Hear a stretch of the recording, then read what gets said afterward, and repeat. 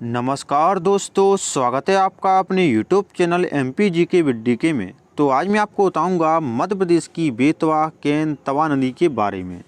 पिछली वीडियो में मैंने आपको मध्य प्रदेश की नर्मदा नदी और चंबल नदी के बारे में बहुत ही अच्छे से आपको बताया था। अगर आपने वो वाला वीडियो नहीं देखा तो उसे आप जाकर देख सकती हैं, वीडियो की लिंक डिस्क्रिप्शन में। और आज मैं आपको बताऊंगा मध्य प्रदेश की बेतवा, केन और तवा नदी के बारे में। तो इस वीडियो को आप शुरू से लेकर अंत तक पूरा देखें, तभी आपको अच्छे समझ में आने वाला है। तो चलिए वीडियो को स्टार्ट करते हैं। तो सबसे पहले मैं आपको बताऊंगा बेतवा नदी के बारे में। बेतवा नदी को मध्य प्रदेश की गंगा कहती हैं। जी हाँ दोस्तों, बेतवा नदी को मध्य प्रदेश की गंगा कहती हैं प्रदूषण के आधार पर। जिस प्रकार गंगा नदी पूरी तरीके से प्रदूषित हो चुकी है, उसी प्रकार मध्य प्रदेश की बेतवा नदी भी प्रदूषित हो चुकी है। इसीलिए इसे मध्य प्रदेश की गंगा कहती हैं। तो इतना आपको क्लियर हो गया होगा। ओके, अगला पॉइंट है अपना, बेतवा नदी का उद्गम रायसेन जिले के कुमरा गांव से हुआ है। यानी कि बेतवा नदी रायसेन जिले के कुमरा गांव से निकलती है और बेतवा नदी उत्तर प्रदेश के अमीरपुर में यमुना नदी में समाहित हो जाती है। यानी कि यमुना नदी में जाकर ये मिल जाती है। ठीक है, तो बेतवा नदी यहाँ से निकलती है। ये आपको ब्लैक कलर का डॉट दिखाई दे रहा होगा। यहाँ से ये निकलती है और ऐसे बहते हुए उत्तर प्रदेश के अमीरपुर में यमुना नदी में जाकर ये मिल जाती है। ठीक है, तो बेतवा नदी कहाँ से निकलती है?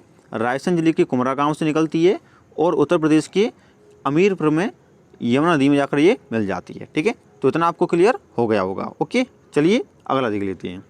अगला जो पॉइंट है अपना वो है बेतवा नदी की कुल लंबाई 480 किलोमीटर है। ठीक है, यानी कि यहाँ से लेकर यहाँ तक की जो इसकी लंबाई है वो 480 किलोमीटर है तथा इसकी सहायक नदियाँ बीना, दसान और सिंध नदी हैं। ठीक है, बेतवा नदी की जो सहायक नदियाँ हैं वो बीना, दसान और सिंध हैं। ओके, राजघाट बांध बेतवा नदी पर स्थित है। ठीक है, तो यह प्रश्न आपसे पूछा जा सकता है कि राजघाट बांध किस नदी पर स्थित है? तो ये बेतवा नदी पर स्थित है। ओके, चलिए अगला देख लेते हैं।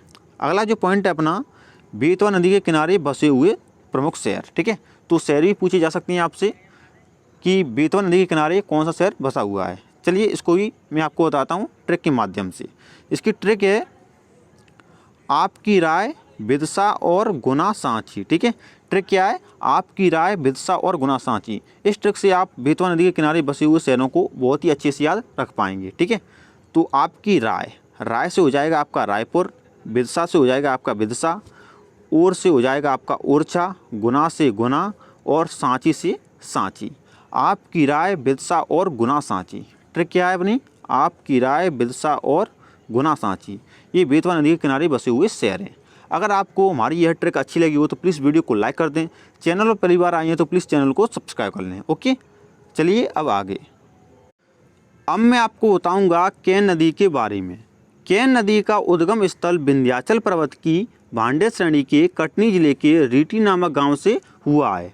यानी कि सीधी भाषा में कहूँ तो केन नदी कटनी जिले के रीटी नामक गाँव से निकलती है तथा यह नदी उत्तर प्रदेश के चिला नामक स्थान पर यमुना नदी में मिल जाती है। ठीक है, तो ये आपको ब्लैक कलर का डॉट दिखाई दे रहा होगा, ये कटनी जिला है। यानी कि केन नदी यहाँ से निकलती है और ऐसे बहते हुए यमुना नदी में जाकर मिल जाती है।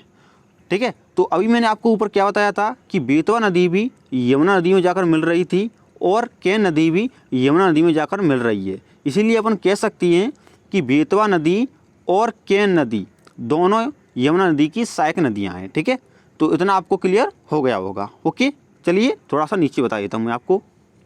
नीचे अपना केन नदी की कुल लंबाई 427 किलोमीटर है। यानी कि यहाँ से लेकर यहाँ तक की जो इसकी लंबाई है वो 427 किलोमीटर है। ठीक है, केन नदी पर पांडव जलप्रपात स्थित है। केन नदी पर एक वाटरफॉल भी स्थित है जिसका नाम है पांडव जलप्रपात। ठीक है, तो ये प्रश्न आपसे पूछा जा सकता है, तो इसको आप अच्छे से याद रखें। ओके, चलिए अब मैं आपको बताता हूँ अगली नदी के बारे में। अब मैं आपको बताऊँगा तवा नदी के बारे में। फिर मैं आपका लूँगा टेस्ट, जिससे आपको यह पता चलेगा कि आपको यह वीडियो कितना अच्छा लगा। ठीक है, तवा नदी का उद्गम पचमढ़ी के महादेव पर्वत से हुआ है। यानी कि तवा नदी पचमढ़ी के महादेव पर्वत से निकलती है तथा यह नदी होशंगाबाद के निकट नर्मदा नदी में मिल जाती है। तवा नदी की जो कुल लंबाई है वो 172 किलोमीटर है। ठीक है, यानी कि तवा नदी यहाँ से निकलती है पचमढ़ी से और ऐसे बहते हुए नर्मदा नदी में मिल जाती है। ठीक है, और इसकी जो लंबाई है वो 172 किलोमीटर है। यानी कि अपन कह सकते हैं कि तवा नदी जो है ये नर्मदा नदी की सहायक नदी है, ठीक है, क्योंकि ये नर्मदा नदी मिल रही है इसीलिए इसे सहायक नदी कह रहे हैं, ठीक है। तो तवा नदी कहाँ से निकलती है, पचमढ़ी से निकलती है और नर्मदा नदी में मिल जाती है, ठीक है। और इसकी जो लंबाई है वो कितनी है, 172 किलोमीटर है। ओके, चलिए अब आगे। मध्य प्रदेश का सबसे लंबा बांध तवा नदी पर ही है, ठीक है। मध्य प्रदेश का जो सबसे लंबा बांध है वो कहाँ पर है, तवा नदी पर ही है। इस बांध की जो लंबाई है वो 1322 किलोमीटर है, यानी कि 1322 किलोमीटर है, ठीक है।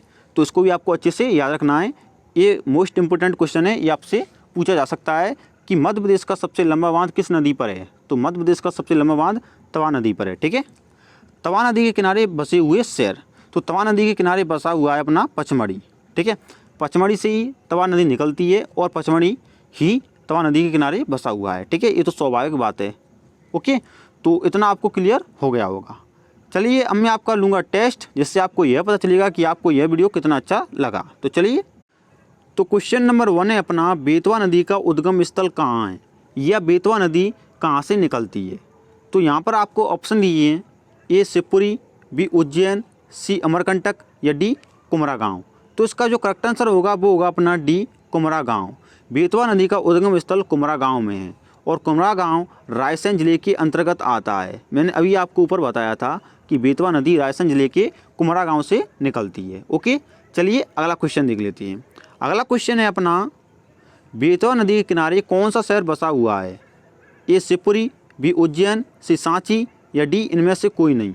तो इसका जो करेक्ट आंसर होगा वो होगा अपना सी सांची। बेतवा नदी के किनारे सांची बसा हुआ है। मैंने अभी आपको ट्रिक बताई थी, ट्रिक क्या थी, आपकी राय, विदिशा और गुना सांची, ठीक है। तो यहाँ पर अपनों को सांची मिल रहा है, तो उसका जो करेक्ट आंसर हो जाएगा सांची। ओके, चलिए अगला क्वेश्चन देख लेते हैं। अगला क्वेश्चन है अपना, केन नदी का उद्गम कहाँ है, ए रतलाम, बी भोपाल, सी कटनी या डी सागर। तो इसका जो करेक्ट आंसर होगा वो होगा अपना सी कटनी। केन नदी का उद्गम कटनी है, ठीक है। चलिए अगला क्वेश्चन देख लेते हैं। क्वेश्चन अगला है अपना, पांडव जलप्रपात किस नदी पर स्थित है, ए चंबल नदी, बी नर्मदा नदी, सी केन नदी या डी बेतवा नदी। तो इसका जो करेक्ट आंसर होगा वो होगा अपना सी केन नदी। पांडव जलप्रपात केन नदी पर स्थित है। ओके, चलिए अगला क्वेश्चन देख लेते हैं। अगला क्वेश्चन है अपना, निम्न में से राजघाट बांध किस नदी पर स्थित है, ए केन नदी, बी नर्मदा नदी, सी ताप्ती नदी या डी बेतवा नदी। तो इसका जो करेक्ट आंसर होगा वो होगा अपना डी बेतवा नदी। निम्न में से राजघाट बांध बेतवा नदी पर स्थित है, जो अभी मैंने आपको ऊपर बताया था। ओके, चलिए अगला क्वेश्चन देख लेते हैं। अगला क्वेश्चन है अपना, तवा नदी का उद्गम स्थल कहाँ है, ए बैतूल, बी इंदौर, सी भोपाल या डी पचमढ़ी। तो इसका जो करेक्ट आंसर होगा वो होगा अपना डी पचमढ़ी। तवा नदी का उद्गम स्थल पचमढ़ी है, ठीक है। चलिए अगला क्वेश्चन देख लेते हैं। अगला क्वेश्चन है अपना, मध्य प्रदेश का सबसे लंबा बांध किस नदी पर है, ए केन नदी, बी तवा नदी, सी नर्मदा नदी या डी चंबल नदी।